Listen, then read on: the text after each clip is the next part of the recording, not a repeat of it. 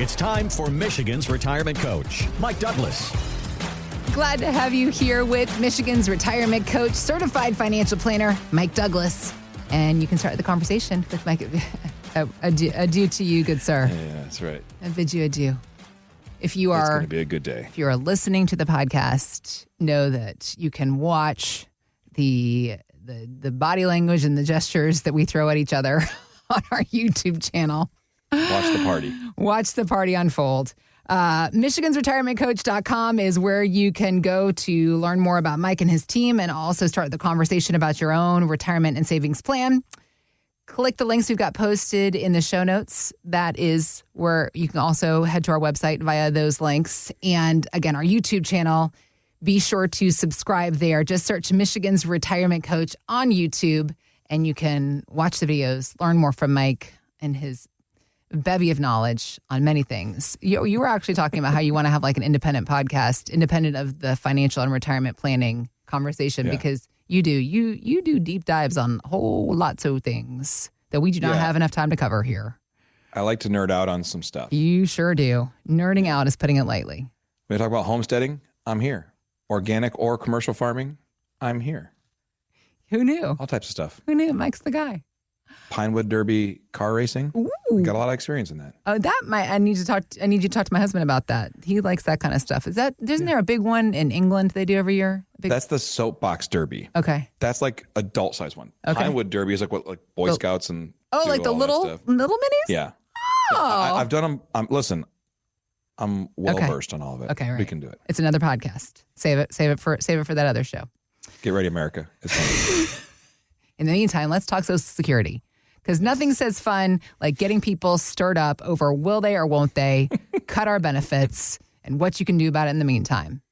Mm-hmm. We have had conversations before about, well, first of all, the hundreds of different ways that you can file for Social Security. That alone is irritating enough. But working the system to our advantage, I think, is the big question. And I wonder how many people even realize that you have options and there are ways to improve your Social Security standing just based on your particular circumstances. So let's talk about that, because delaying Social Security, we've talked about this before, it can increase your monthly benefits for when you decide to take it, if you take it later than when you are first able to. If you want another reason to put off claiming, you'll make more when the annual cost of living adjusted, aka the COLA, when your COLA kicks in compared to those who claimed early at age 62. So for 2025, the COLA is 2.5%. Again, this is the stuff that makes it frustrating. I mean, Social Security should be something simple, but it's not. So let's talk about the differences. Is this a big enough decision to factor in delaying Social Security and other things we need to know? Yeah, there's a lot that goes into Social Security planning. One of the most important things is to understand how it fits into your overall picture. Okay. Because people oftentimes come in, they say, hey, listen, when should I take my Social Security? I'm like, well, it depends. Do you have a pension? Do you have any annuities paying income? Do you have any real estate giving you income? Are there any other tools that help you float? When do you want to retire? Because if you say, I want to retire right at 62. Okay, great. Well, what other income sources do you have? Because if you stop going to work, you got to pay your own income. Right. And it needs to come from your investments. Right. If you have nothing else, but you have a 401k and it's a couple $100,000, well, then you may want to turn that Social Security on right now because it pays right now and it lessens what you have to pull from your investments. So there can be some sense made there.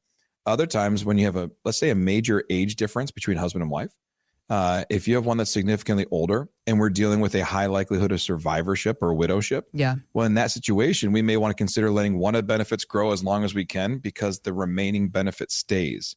The larger benefit remains. So if you have one person who has a $3,000 benefit, the other one has a $2,000 benefit, well, then if someone dies, the $3,000 benefit sticks around regardless of who it is. So there's strategies there. Okay. And there's a lot to it. So to the article's point, the one that we were researching on, when you get the COLA increase, everybody gets the same increase, right? Like if they say 2.5%, everybody gets the 2.5%, but the big difference is 2.5% on what? Right. If you let it grow more over the years, it can make sense. Here's an analysis I just did for someone this week. I had a lady come in and she was trying to figure out the right maximum benefit for her accounts. Okay. And when should she take it? Now, here's the things we need to know. She's a widow, but her husband died very young. And so she was not going to get anything really out of his benefit. So her benefit is her benefit. Okay. She's 63 now. And as we went through, she was like, well, I'm retiring this year. And should I turn my Social Security on right away? I've always been told to wait till I get to full retirement age because that's when I get the most benefit. I said, well, that's not even true. 70 is when you get the most benefit. If you wait, you can wait all the way to 70 to take it. At 70, that's your maximum Social Security benefit. It's the most they ever would have paid you. Okay. But that means you have foregone the income all of these years. Right. So I said, let's think about it. And I'm going to give you some numbers. How old is she now? We're not going to go. Did you say? She's 63. Okay. So I'm not going to go too nerdy, but let's talk a little bit about the numbers just so we can understand it. If she turns her Social Security on next year, she gets $2,500 a month. Okay. That's $30,000 a year. Right. If she waits till the following year, she gets about $2,650 a month. Okay. That's $31,800 a year. If she waits 2 more years, she'll get almost $2,800 a month, which is about $33,600. So I think it's great to get $300 more a month. However, if you don't take it this year and you don't take it next year, so let's just take it. Let's say she waits 2 more years so she can get the $2,800. That means $33,600. So in the year, she's going to get $3,600 more than what she would get if she took it right now. Right. However, she didn't take the $30,000 this year, and she didn't take the $30,000 next year. Right. So she skipped out on $60,000 to get $3,600 more per year. Right. Which means it's going to take her 16.7 years to get back the money she gave up. Breaking point. Yeah. Yes. So that means she needs to get to 80 to get that money back. And a lot of people live to 80, and a lot of people live well into the 90s, particularly women. So, okay. Well, and for that, but at the same time, it's like, to what end? You know, like, so at that point in life, 80, 85, what are we even doing? I mean, most people, I see it. They slow way down. They're not doing all the travel. They're not doing all the crazy stuff. And along the way, this year and next year, she didn't have to pull as much out of her investments to satisfy her income need. So as a result, we did some very intentional planning, and it seemed like it made sense. And then as we're going through this conversation, I said, so we need to make it to 80 to have it make sense for you to wait the any longer. break-even point. And that's when she let me know that, well, you know, we've been through some health scares in my family. My dad died young. My mom died at like 80, and I've had cancer twice. Okay. So, holy cow. Okay. Well, that changes everything. She goes, yeah. Does. I said, so why are people telling you to wait? She goes, to get more money. And I said, no, I don't think we should do that. It's all relative. So for her, it makes sense. We're going to try and take this thing as soon as possible. She's going to retire this year. So January, we're turning on Social Security. Got it. Getting every penny out. That is all separate from the whole thing of what if they cut benefits in a few years. Okay. Right? That's a whole separate discussion. Yeah. And even just that conversation we've had, if you have any questions about that, or if you don't understand, if you're watching and you say, hey, I don't know how this thing's going to work for us, our website is michigansretirementcoach.com. There's a button on there that says start your retirement roadmap today, and click that button, and that'll schedule a time for us to talk to you, to have a phone call or a Zoom or a Teams meeting, and just hear your story and help you understand when you should or should not take Social Security. Again, it's still a personal decision you have to make, but at least you can come armed with information to make the right choice. Right. And so to understand that. So that's the first thing. Okay. Right. The benefit. The second thing is, are you retiring, and are you still going to maybe do some part-time work? So the thing with Teresa, who I was just talking about, when we went through and we were building her whole plan out, I said, what are you going to do when you retire? She goes, well, I'm thinking about still working. I said, why? She goes, just to keep busy. I can't sit around and do nothing. Sure. Okay. So as we went through and mapped out the plan of, does it make sense? How much are you looking to earn? Right. Well, you know, I make about $95,000, almost $100,000 a year now. I'll probably make $50,000 a year. Okay. Well, if you retire and take Social Security before your full retirement age, which is either 66 or 67. Okay. Depending on when you're born. Yeah. There is an income limit that you can earn. The income limit right now, $22,320.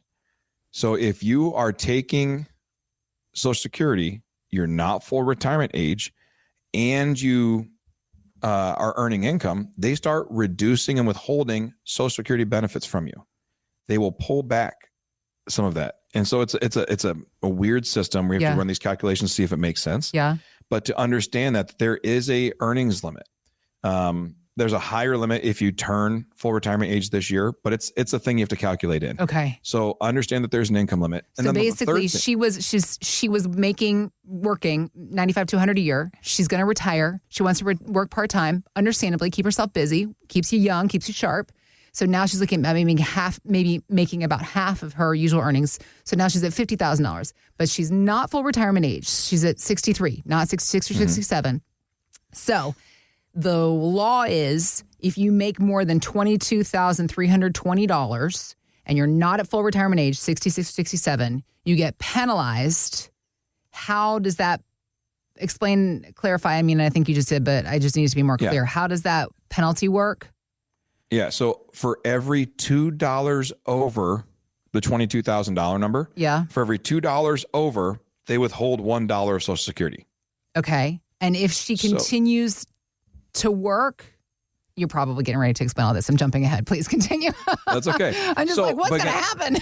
So this is going to factor into decision though. Because I've had someone who came in and said, well, I'm going to be a consultant. I'm going to make probably $60,000. And they're coming from maybe $150,000 to $200,000. And they say, it doesn't, it's not a big deal. It's only $60,000. I'm like, right. But for every $2 over 22,000, they withhold $1.